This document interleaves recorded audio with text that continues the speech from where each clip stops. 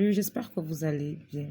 Quand je vous dis souvent que j'ai mes propres combats, vous croyez que c'est la blague. Vous voyez comment j'ai l'air fatiguée, épuisée.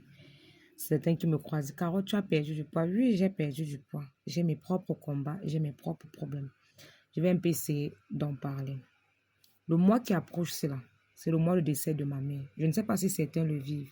Chaque année, c'est pareil. Dès que le mois là approche, tu commences à maigrir. Même si tu manges 10 bœufs, tu ne prends pas le poids. Tu es bizarre, chaque fois c'est comme si tu es malade. Au départ, tu penses que tu as la typhoïde, parfois c'est la grippe parce qu'il y a les petits coups de froid, la fatigue. Tu ne comprends pas. Au départ, je me disais que non, c'était ma tête, je vivais ça seule. Mes deux sœurs, mes deux grandes sœurs vivent la même chose. Mon grand frère pareil, mon petit frère pareil, mon autre sœur pareil. Pourquoi? On a nos propres combats. J'ai mes propres problèmes.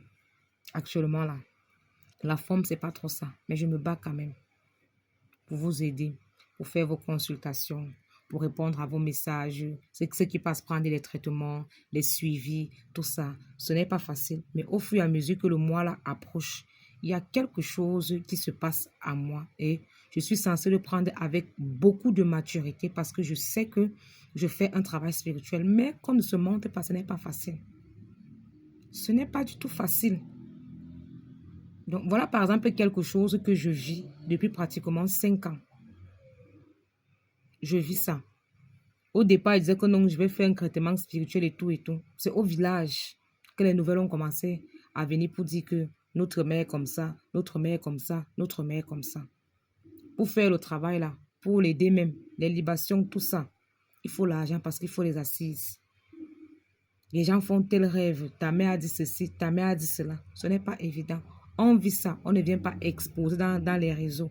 Mais lorsque quelqu'un dit que non, je ne peux pas vous recevoir, problème de santé, vous ne voulez pas comprendre, vous commencez à m'acculer, à m'acculer, à m'acculer. Vous me stressez. Ce n'est pas bon. Apprenez à comprendre les autres parce que je vous comprends beaucoup. Le travail qu'on fait, c'est un travail où tu dois faire ça avec un esprit posé, avec un cœur d'amour. Parce qu'une fois que tu es stressé, que tu n'as pas la tête dans ce que tu fais, le remède que tu donnes n'a pas d'énergie et ce n'est pas bon pour la personne.